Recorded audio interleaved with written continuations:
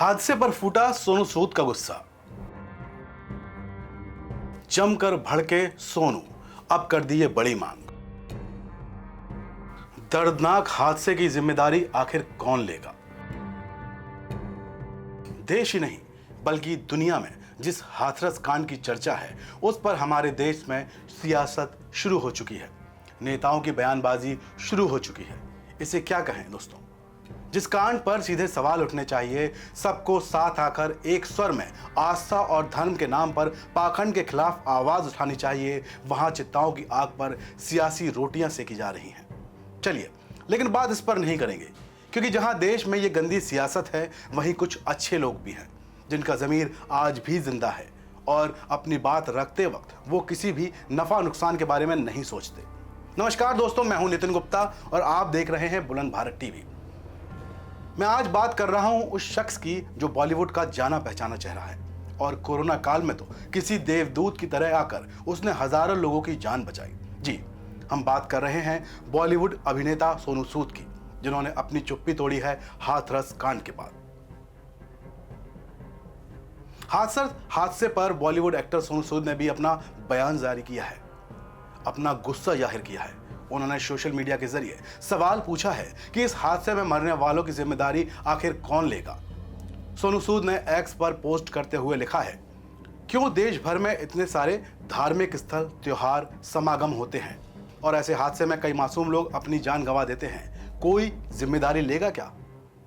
हम ऐसा क्यों नियम नहीं बना सकते जिससे इन समागमों पर नजर रखी जा सके और शायद किसी दिन मासूम लोगों की जान बचाई जा सके? दुखद, भगवान उनकी आत्मा को शांति दे। तो ये था सोनू सूद का कहना और गुस्सा, जो होना भी चाहिए, हम में भी है, आप में भी है। दोस्तों, हम सबको हाथरस कांड ने देश भर को झकझोर कर रख दिया। इस हादसे ने प्रशासन से लेकर ऐसे कार्यक्रमों के आयोजन को लेकर गहराई से विचार करने के लिए मजबूर कर दिया। हाथरस कांड की जो तस्वीरें सामने आई, वो देखकर हर किसी का दिल सहम गया। भक्तों की श्रद्धा पल भर में उनकी जान की दुश्मन बन गई। भगदड़ में जो गिरा वो उठ ही नहीं पाया।